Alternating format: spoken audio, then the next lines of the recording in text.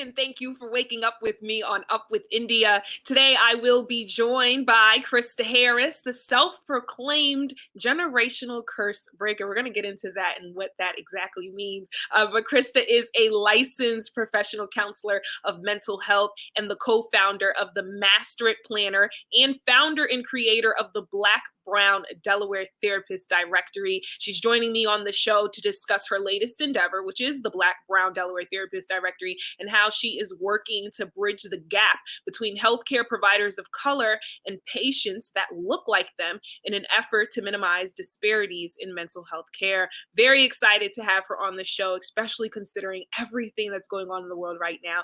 Crysta, thank you so much for being here. Thank you. Oh, that intro. Everybody loves the intro, right? It sets the tone. But again, it wouldn't, be possible if it wasn't for the great work that you do, right? And so I need you guys to be out there doing great things so I can be able to, set the tone for the interview. But again, thank you so much for being here, Crysta. Thank you. Thank you. So like I was saying, introducing this segment, it's such a unprecedented time, right? There's so much going on in the world, not only just in people's personal lives, but just on a global level. I think we can all relate that 2020 has been a lot, right? And so, just being able to have access to mental health therapists, therapy is so important, irrespective of whether or not you feel like you have a mental illness or not. It's always great to have, an outlet for, being able to take care of your mental health. And, I really, really appreciate the work that you do and that so many mental health, professionals do. I have not been shy, throughout my career to be very transparent with my journey in mental health. I've suffered and battle with depression and anxiety. And these are some of the things that you talked about, that you talk about. These are some of the things that you work with your clients on. And so obviously, mental illness can affect anyone at any time, no matter what you look like. But it's very, very, important that there are people in this field, that people that look like me, that look like you can relate to. And that is, very, very profound work. So I'm really looking forward to getting into your story. So you are a graduate of Delaware State University. One of the things I've ever made. Yes. HBCU, for those that don't know what a HBCU is, Historically Black College University. And then she also has her master from Loyola University in Maryland, right? Yes, ma'am. Yes. So, this work that you've done, you started, your journey matriculating at these universities. Talk to me about why you decided that you wanted to take this life path when you could be doing literally anything. Well, to basically kind of give you the answer that won't have us here all day. The answer more so is the reason why I decided to go this route is because I needed the person I am today, right? So I wanted to become a therapist because I needed what I'm giving to my clients or what have you. I needed that when I was younger. Okay. So that's what basically snowballed and catapulted me into this career path. So I'm the type of person that is listening, that is understanding, that is empathetic. I am providing resources. I'm providing boundaries. I'm providing skill set and resources, basically a soundboard for my clients. And that's what I needed when I was younger. And so that's what really heavily influenced me to become a mental health therapist. And when you say you needed this when you were younger, I don't mean to get so into your personal business, but I really would love to know why and how did you even know that you needed mental health help in this way? Well, I would say mostly, so there was the emotional side I would say I needed. So which I have talked about a little bit in some of my videos that have been circulating. So my parents were not around for a good portion of my life. And as you can imagine, being a young girl, not having your parents around, yes, there's an emotional space that needs to be filled. There are certain things that was not taught to me. There were certain things that I was not able to say because I didn't have this space. And as you can imagine, there were certain feelings that was not safe for me to express either. And so when I was in 11th grade, so I was a junior in high school. That's when I knew that I wanted to go into this field, and that basically encouraged me and motivated me again to be the person that I needed, and also be the person that I didn't want to have others be, if that makes sense. Mhm. So I wanted to serve as a space for people to be emotionally vulnerable. I didn't have that growing up for a portion of my life, not the whole time, but a portion. As you can imagine, your childhood, elementary, going into teenage years, that's a crucial time. And so that's why I do focus mostly on, I work with teenagers, I work with women of color, I do work with, aging adults as well, but my primary focus is on Young adult. teenagers and millennials and women of color. That's really my focus areas. Mhm. And as you're describing kind of the empty spaces in your life, right? Those voids and those different things, because you didn't necessarily grow up in a two-parent household or have, your parents in your life. I'm sure that there are those that are watching who have either similar experiences or they are raising children in homes. In those situations, whether you're a grandparent raising the child or what so have you. And so a lot of people, I'm not sure if they look at that as a traumatic experience. I think sometimes when people think about trauma, they think that it has to be something that is like, grandiose, when it could be as simple as that, right? So talk to me a little bit more about identifying those signs of trauma in a young person's life that would be necessary to get them the help they need.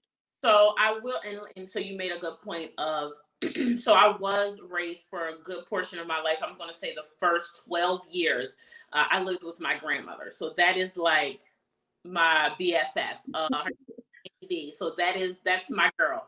And then after 12 years old, I did live with my mom. And so, there was a lot of transition. And so looking back, yes, sometimes some moments they were traumatic. And I like what you also said, that I think, which again is a belief in the mental health field, that when you say trauma, they're like, oh, well, I never went to the war, and or things like that. And it's not necessarily that. It's when a situation has happened to you, and then it is hard, it's challenging to move forward, and then it's surrounded by certain symptoms. Mm.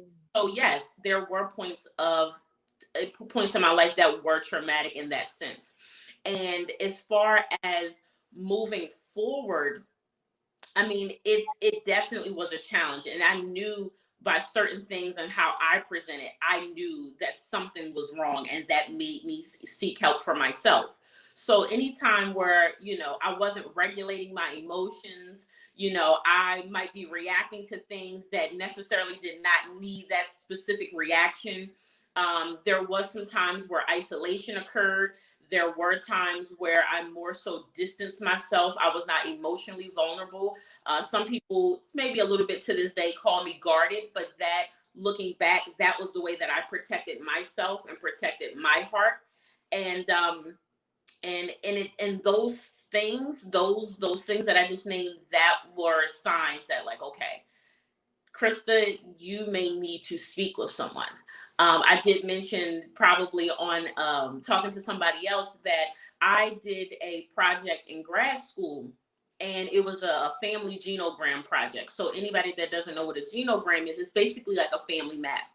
And I had to do this project in grad school, and I was literally in the front of the class at the podium, and then I was talking about my mom, and I was talking about certain, my dad, and I was talking about just different family systems and patterns. And literally in the middle of the class, I started crying. And I said, okay, what's happening? And not like a little tear, I mean crying. And I was like, oh no, something's not right. Right. Why are you having, and honestly, I don't even know if I've ever told my mom that. I don't think I ever told anybody that. But that strong response, that reaction, that was a sign that, wait a minute, something is happening, and now it's time for you to open up to kind of find out what's happening with you. You know, as you really started to dig into this work, and again, I just want people to get a better understanding of how vast mental health illness can be, or how it can affect so many people. You know, looking into your research, how many people are affected by mental health, issues, whether it be PTSD or depression or anxiety? Like, if you could scale, if you could give a number, an estimate, what would that look like? So I don't have like the specific numbers. I do know, as far as like anxiety, there are over 40 million people that suffer with anxiety alone. I also know that 1 in 5 Americans will suffer with a mental health disorder. Mm. And I also know that 1 in 3 African Americans that suffer from a mental health disorder, only one out of those 3 will receive the help. Mm. Mm. That is for tons of reasons that I'm sure we will get into. Oh, But if yeah. you think about that, 1 in 3 that look like us, Black and brown people, they will be able to get the help. And so when you think about that, that's alarming. Why do you think that is, right? Before we even get into the fact that there may be at least one person in this chat right now, there's one person watching right now that may be affected by just off of those numbers in itself. Why do you think that particularly people of color do not get the same access, or I guess that's what you could say, access to help as others? So there are a ton of reasons. So first of all, you have to think of like our history, that there's a cultural mistrust with systems, particularly the health system and the mental health care system. So this mistrust stems from years and years and years. And it's funny. So my grandmother, she used to say, "Oh, I'm not going to the doctors." My great grandmother, she used to say, "I'm not going to the doctors." And I'm young, and I'm like, "What are you talking about? Like you?" And I used to say, "Like, you're crazy. Like, you need to go to the doctors." Says, "I'm not going. If I go in there, I'm not coming out." That's what she used to always say to me. Wow. Mind you, again, generational patterns, which is, I think, a reason why I didn't go to therapy right away, because I remember those words from my great grandmother. Mm. Those are words that are in our homes, our communities, and that's what we believe. The reason why she didn't, when she said, "If I go in there, I'm not going to come out," what she meant was, me looking back, is that I'm not going to get the help that I need. I can't trust that these doctors that don't look like me are going to give me the best care. When I was doing my research, and again, when I was in school and doing my research, that again, this stems from hundreds and hundreds of years ago. People used to basically, people that don't look like us, they used to have women do surgeries. They used to do surgeries on women and not give them anesthesia. And these were slaves, basically. So these were slave women, and they were not given anesthesia, but they were basically, human lab rats. And there were doctors doing surgeries on these women because they needed to test out their equipment. They needed to make sure that these procedures worked. And these women were going through these surgeries, again, with no anesthesia, no anything, no medication or anything. And they were basically being used. And these women had no say so, right? These women they were not able to give consent. These women were not able to choose if they wanted to go through with this. And when I thought about that, I thought about how what my grandmother said, that I can't trust the professionals that don't look like me are going to have my best interest at heart. And even when you think about the Tuskegee experiment. When you think about that, how Black men, they were suffering with syphilis, with the transmitted disease syphilis, but they were not given cures because they were basically, again, they were being lab rats, and there were researchers trying to see how this STD was going to basically, what's the word?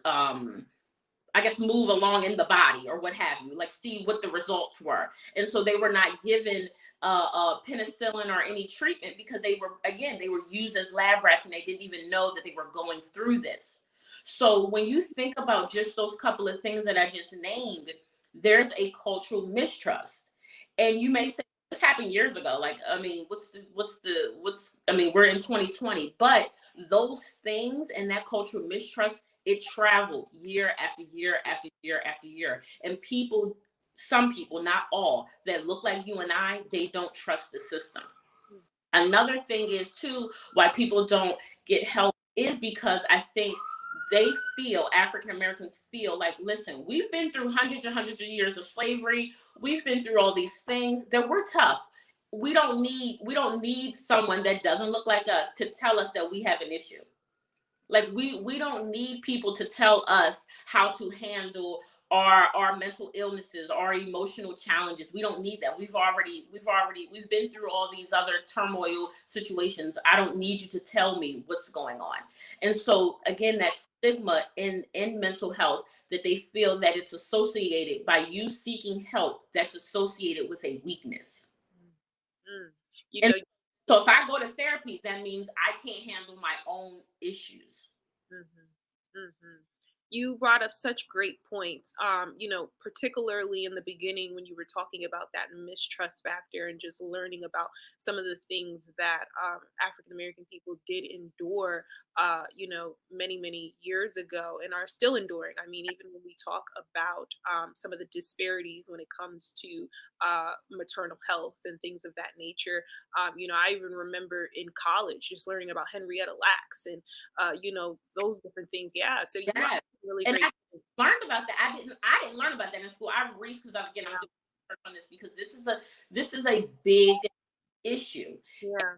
And I literally just learned about Henrietta. I had no idea who that was until recently. Yeah, yeah, and I think that there are a lot of gaps in education when it particularly comes to telling a certain narrative of a group of people that are not necessarily the focus of major history books. So there is just a little bit more research that you have to do, and I definitely invite anyone that is watching to look up some of the things that Krista has talked about with Tuskegee experiment, Henrietta Lacks, these different things, just to get more knowledge on this.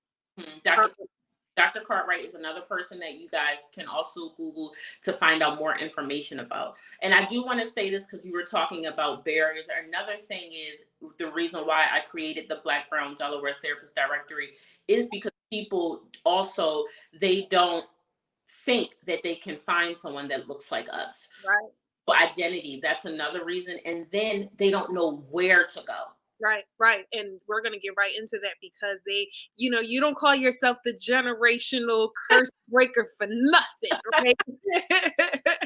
So let's first of all start there. Why do you call yourself that? I mean, you kind of explained it a little bit. I'm sure anyone who's watching, please feel free to leave in the chat and share some of those limiting beliefs that you heard growing up, right? Some of the ones that Krista heard was, don't go to the doctor because you might not come back out, right? Or, you don't need a mental health therapist because you're strong enough to handle it. What are some of the, limiting beliefs that you kind of heard growing up? Please feel free to share it in the chat.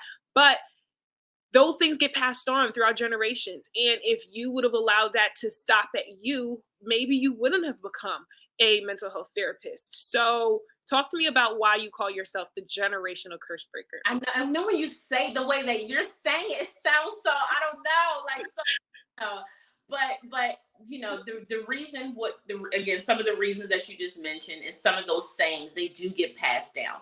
And it's one thing that you said on the chat, like things that you may hear, but it's not even just hear, it's things that you see as well. Like observation is a huge thing because kids Always. I don't care what parents say, they are always watching and they always hear things.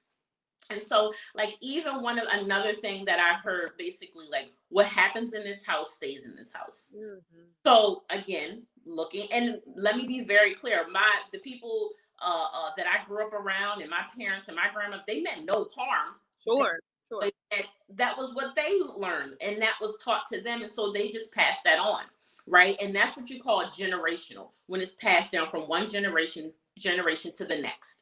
So when now, me as an adult at 32 years old, when I hear that whatever happens in this house stays in this house, to me, what that means is, now it's that, well, if I don't feel comfortable expressing myself here, that means I can't express it. That means I can't get it off my chest. That means I can't talk about it. If I'm upset, that means I don't have the space, or I can't make the space to discuss it. And that's a problem. And that's how things build up over time. The reason why I call myself a generational curse breaker, which again, it just literally popped up, I just literally thought about this one day, is because I refuse to take some, not all, but take some of the things that were passed on to me. I refuse to take on to the next generation some of the things that were taught to me. And I intentionally refuse to take some of the things that I observed growing up. Not all, but some. Because if I do that, that means I am going to provide a disservice to my kids. Not everything. And I want to be very clear about that. There are many things that I take on and pass on, and traditions that definitely pull at my heartstrings, and I will pass on to my kids. But some things I am intentionally saying I'm not passing that on. Mhm. That's what I help. I help families, women, teenagers. I am helping them, especially my parents. I am helping them to identify things that are causing disruption and chaos in their life, in their family systems. And I am helping them to identify that, to find out where it came from, where it stemmed from, and then we're replacing it with more positive patterns and communication and openness and genuineness and empathy. I'm helping them to learn that and then pass it on. I find it very interesting that one of the specific groups that you work with is millennials. And oftentimes, when you hear, us millennials talk, it's always, I'm not doing what my parents did. I am going to, break these generational curses. I'm going to learn about credit. I'm going to learn about my health. I'm going to learn about these things that unfortunately, our parents may not have been raised to learn. And so it's like just kind of changing the narrative for whatever our the next generation after us is going to look like, just by by taking that stance to make that change. You've decided to take things a step further, not just being a mental health provider, but being a mental health provider for people of color. Again, we talked a little bit about why people of color do not necessarily have the access to mental health providers, but you said, you know what, I'm changing this narrative, and I'm changing it specifically right here in Delaware. So the Black Brown Delaware Therapist Directory, how was that born? Like, we already know why it's Yeah. necessary, but how was it born? So I would say about a year and a half ago, I had this idea that I wanted to create a directory. And a year and a half ago, that thought was on the table. I left it on the table. Life happened. I had my first son, Stokes, Oh. about to be 2. So yes, about a year and a half ago, and I had this idea, like, we need a directory for Delaware. There are a ton of directories that are able to provide assistance on how to find a provider that looks like you.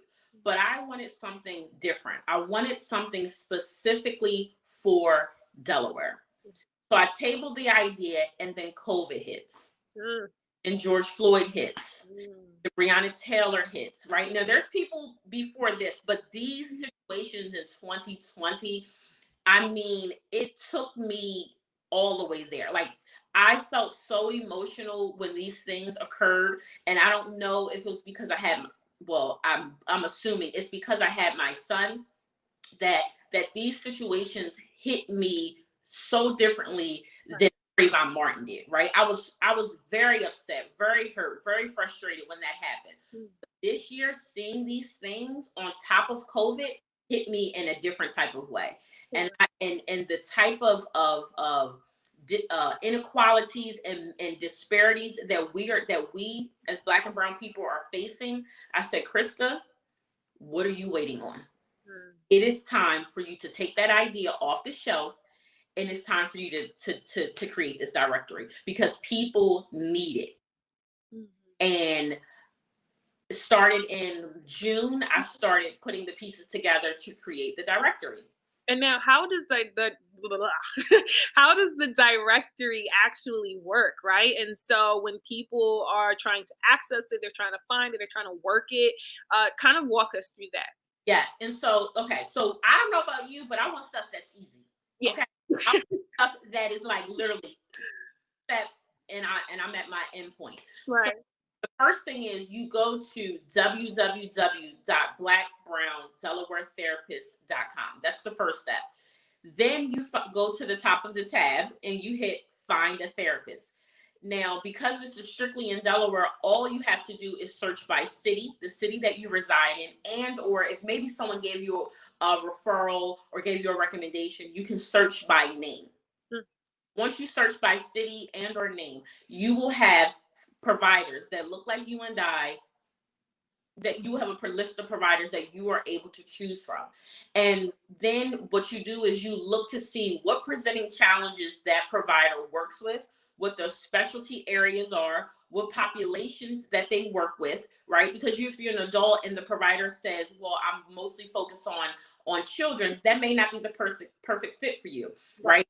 You're coming in with depression symptoms and maybe anxiety, you may want to focus on a provider where their specialty are those areas. Mhm. Look for those. You also want to look for, which is a major important part, you want to look to see what insurances does the provider accept. That's important, especially if you have insurance. And then if you do not have health insurance, you want to see if the providers that you are interested in, you want to see if they accept out of pocket payment, or if they accept sliding scale, which is based on your income. And you want to see if they're able to if they are in network with your insurance as well. Would you say that most providers are expensive? Is it inexpensive? Like, how much can people expect to pay for mental health help? Well, everyone is different, and that's a really good question. And on the directory that I created with each provider that does accept out of payment calls, they will have their scale listed on their profile. Yeah. And so again, it's different. You can have individual sessions that may range from $75 to $125 per session. If you are doing family therapy, which is a little bit more intense, a little bit more intricate, that can go from maybe $100 to $200. It definitely depends on the provider. Okay. And so those are important things that you want to look for. Once you see that and you feel like, wait, they kind of match some of the things that I need help with. They are accepting my insurance. Then there's a tab on there where you're able to contact the provider directly. And that's either by email or website or phone call. And then you schedule. I always recommend for anybody scheduling a session to do a intro phone call, just to kind of ask them preliminary questions and to see, that helps you kind of get another feel to see if that provider is a good fit for you. Mm-hmm. So easy steps. Very, very simple. It seems like I'm going to make sure that I try to include some of those steps once I go into post editing, so that people can see exactly how to do literally what you're saying step by step, because it sounds pretty simple. And so you talked a little bit earlier just about some of the mental health issues that a person could encounter and have to get mental health help for. But I do want to kind of press the idea that it may not always be something childhood related. It may not be something trauma related. It could be, workplace burnout, right? It could be kind of just you're someone who works really really hard all the time 24/7, and then you lose your job and you don't really know what life means anymore, right? And that could lead you into a depressive state or things of that nature. Krista, if you could just expound on any other instances where someone may need this service. So I'm so glad you said that, right? Because again, I think this is another a belief and stigma associated with mental health. That some people say, "Well, I'm not depressed, or I don't have a mental illness, so I don't need therapy. I don't need to go." And so it doesn't necessarily mean you have to be suffering with a mental illness. It could just be emotional disturbance. It could be just where there's life stressors, which you named, and then you're having challenges with regulating the stressors or the triggers that are surrounding you at that time, right? So other instances, like you said, self-care burnout. It could be, honestly, the things that you're watching in the news, you may not even realize how stressful it is. Right. And how daunting it is. The inequalities that we are seeing take place in the news and in media and what have you. Yes, that's stressful. There could be challenges with a friend. It could be, challenges with your mate. It could just be you trying to learn coping skills could be a reason why you want to attend therapy. This is what I tell people this is what I have been telling people, that my saying for people with therapy is, if you stay ready, you don't have to get ready. Mm-hmm. What I mean by that is, mind you, I don't know where that saying came from, but what I mean when I say that in regards to therapy is, it's that I don't want us, and I want to help people learn that a big situation like PTSD or depression or anxiety or what have you have to take place and shape your world in order for you to go to therapy. If you go when there isn't a storm, you're honestly able to kind of take on and learn what the provider is showing you and teaching you in session. And you're able to kind of be ready and have the coping skills and be able to regulate your emotions when and if something occurs and something comes your way, if that makes sense. That makes a lot of It and that's what I've been wanting to tell people and teach people, that yes, I do want you to get help if something traumatic or what have you happens, but you can also go when things kind of seem at ease. You can go right, things out and right. ensure that you have the tools when something does occur. Right, because even when we look at just the healthcare system in itself, it's a very reactive place, right? Most people won't go to the doctor until they feel like something's wrong. Like, oh, That my elbow hurts now. I should get this checked out. My heart, my chest, my lungs, whatever. And holistic health measures kind of work on the proactive, steps that one can take, whether that is, drinking certain nutrients to help keep your immune system built up, right? And so you're kind of talking about the same thing in terms of mental health care. It works in both realms, whether you need it because of something that has already happened, but you can utilize it before something happens. That's major.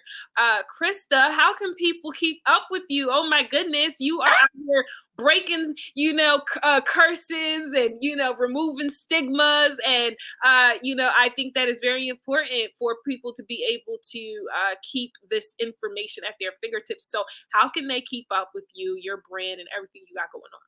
So, well, first you can see me in Delaware online. Yes.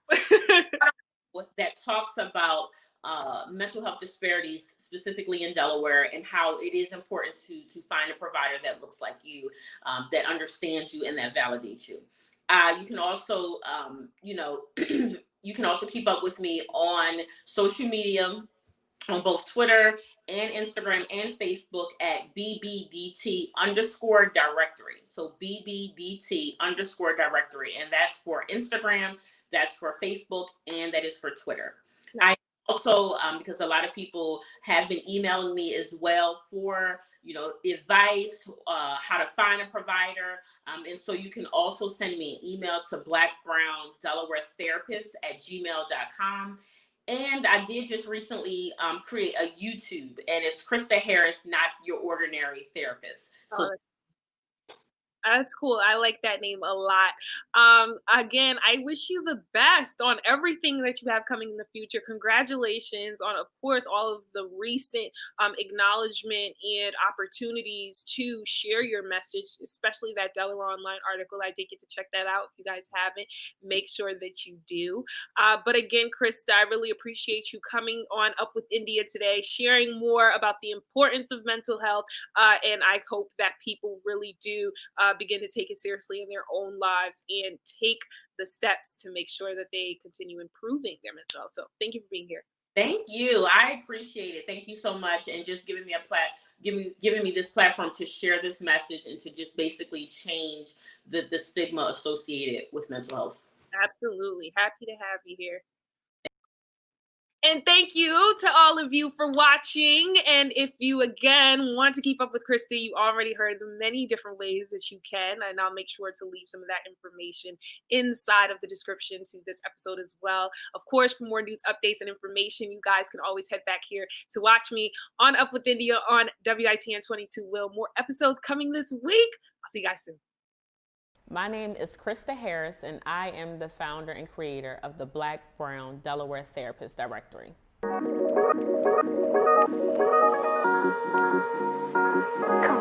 Krista Harris is a boy mom, an entrepreneur, and a millennial therapist. The reason why I call myself a millennial therapist because that is the age range and the group that I more so work with. And I am helping them through a lot of the different challenges that they are facing. So what made Krista Harris want to become a therapist? When my supervisor said, Krista, I can tell you're a good therapist, but it came at a price. And that price was trauma. So some of the things that I endured, I lived with my grandmother because I didn't have a dad. He was more interested in using drugs and alcohol than taking care of his kids.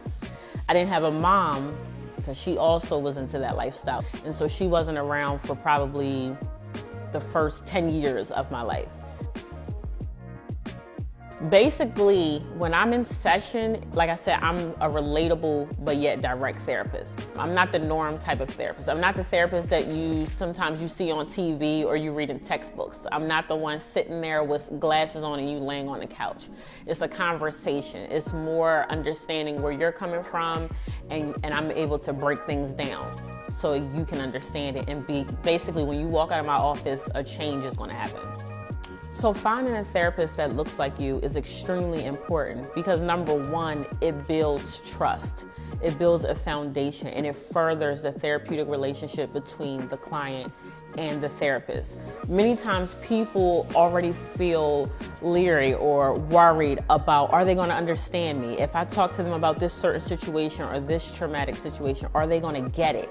And so you don't want to explain to the therapist all of these things. You just want them to get it. And so it's easier when you have a person that looks like you and can identify with you. So BBDT, it stands for Black Brown Delaware Therapist. It is a platform that I created to house Black and Brown mental health providers in the state of Delaware. And another reason why I wrote the directory was because we already know health disparities exist in the Black and Brown communities. But now COVID-19 has exacerbated those inequalities. And so that's another reason why I created the Black Brown Delaware Therapist, to provide as a resource, to provide support, to provide, self-empowerment and advocate for and make it easier to find a person that looks like you. My name is Crysta Harris, and this is the Black Brown Delaware Therapist Directory. Was that good? Lord. Yeah, it gotta look good.